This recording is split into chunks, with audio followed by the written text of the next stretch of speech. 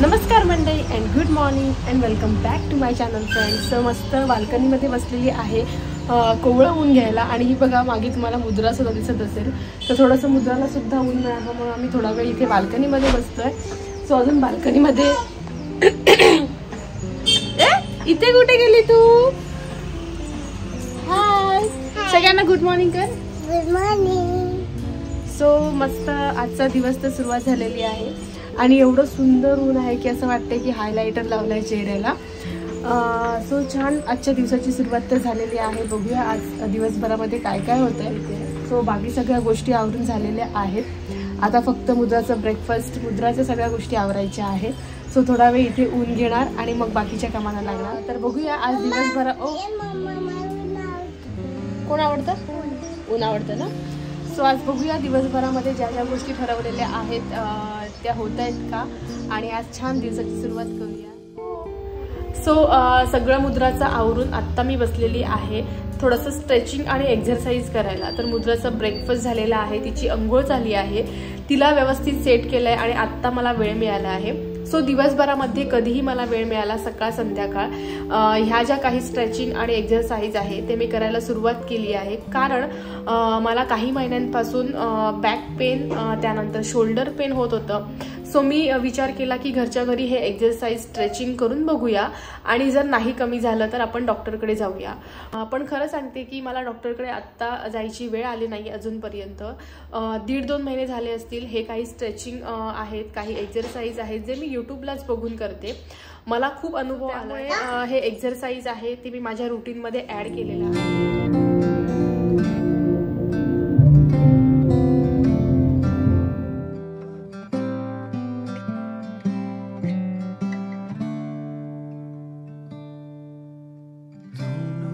What's wrong? Something isn't right. Don't feel I belong in the light. Passion has gone and love's taken flight. Things just feel heavy tonight.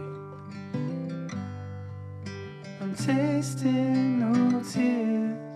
तर exercise, अंघोळ वगैरे सगळं आवरून आत्ता मी आले आहे किचनमध्ये. कारण आत्ता मी बनवणार आहे दुपारचं जेवण. सो आज एकदम सिम्पल असं जेवण असणार आहे. सो ऑलरेडी खिचडी मी बनवलेली आहे आणि आत्ता मी बनवते आहे भाजी. सो आज मी आणि मुद्रा दोघंच जण असल्यामुळे आज मी जास्त तिखट किंवा असं काय बनवणार नाही आहे. कारण मी जे खाणार आहे तेच मी मुद्राला बनवणार आहे. त्यामुळे थोडंसं मी कमी तिखटच बनवते. आणि चपात्या काकी करूनच जातात आणि सोबत सॅलेड असं आजचं दुपारचं साधं सिंपल जेवण मी बनवते. आणि दुपारचं जेवणाचा टायमिंग आहे तो 1 ते 1:30 ह्या दरम्यान मी मुद्राला भरवते. त्यामुळे त्या वेळेमध्ये मला जेवण कंप्लीट करायचं असतं. त्यामुळे बाकीची कामं मी दुपारच्या वेळेमध्ये ठेवते जेव्हा मुद्रा झोपते. आणि सगळ्यात पहिल्यांदा मी जेवण बनवायला येते. म्हणजे मुद्राचं जेवण जर टाईममध्ये झालं तर माझं जेवणसुद्धा टाईममध्ये होतं. नाहीतर सगळ्याच गोष्टींना लेट होऊन जातो. सो जेवण झाल्यानंतर माझ्याकडे अजून बाकी काही कामं आहेत. जसं की आज कपडे वगैरे सगळे मशीनला लावलेले आहेत ते वाळत घालायचे आहेत. त्याचबरोबर भाज्या ऑर्डर केल्या आहेत, त्या भाज्या मला व्यवस्थित फ्रीजमध्ये लावायच्या आहेत. ही सगळी कामं आहेत ती मी साईडला ठेवली आहेत. कारण आत्ता मला इम्पॉर्टंट आहे जेवण बनवणं. सो इथे आता मी पटापट जेवण बनवून घेते आणि मग तुम्हाला भेटते.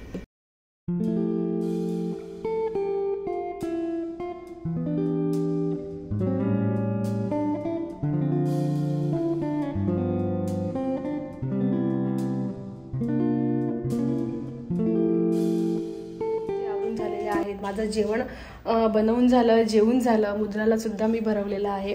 आता मी थोडा वेळ टी व्ही बघणार आणि त्यानंतर मी भाज्या ऑर्डर केलेल्या त्यासुद्धा आलेल्या आहेत. सो त्या भाज्या आहेत त्या मला फ्रीजमध्ये लावायच्या आहेत. सो आठवड्याभराच्या भाज्या मी एकदम ऑर्डर करते.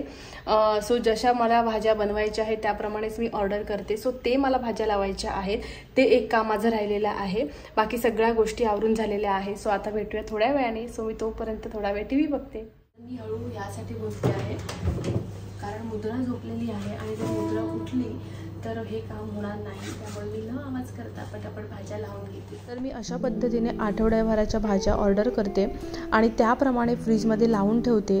जर आदल्या आठवड्याच्या काही भाज्या राहिल्या असतील, कारण जर आम्ही बाहेर गेलो असू किंवा ती भाजी नाही बनवली तर ती शिल्लक राहते, त्यामुळे त्या भाज्या मी वरती ठेवते म्हणजे त्या आधी बनवता येतील.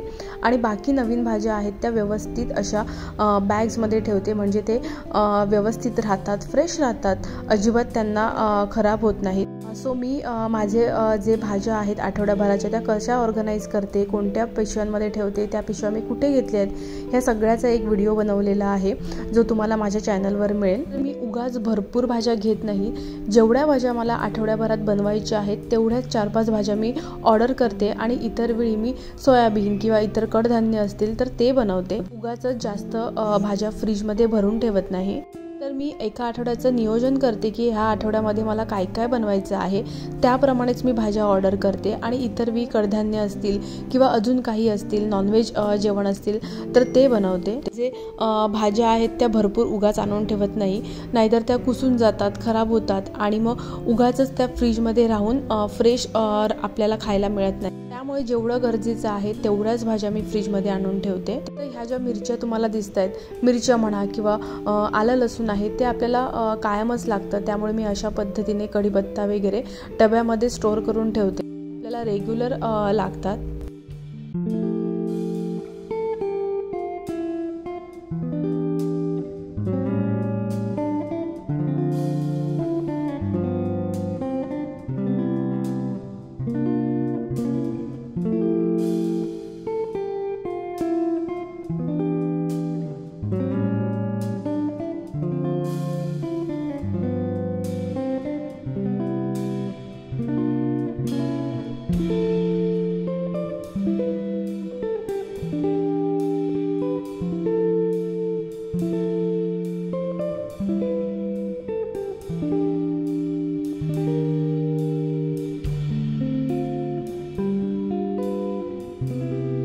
रात्रीच्या जेवणासाठी हे बघा इथे तयारी तुम्हाला दिसत असेल.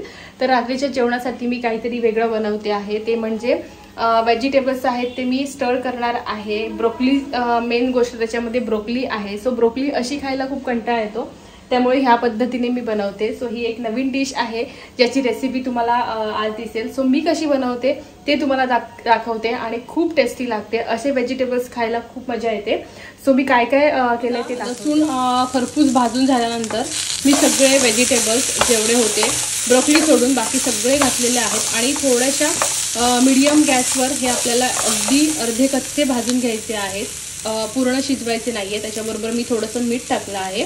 त्यानंतर ही जी ब्रोकली आहे ती आता मी याच्यामध्ये ॲड करते. ही लास्टला ॲड करते कारण ही ऑलरेडी थोडंसं बॉईल करून घेतलेलं आहे, त्याच्यामुळे ब्रोकली बनवते.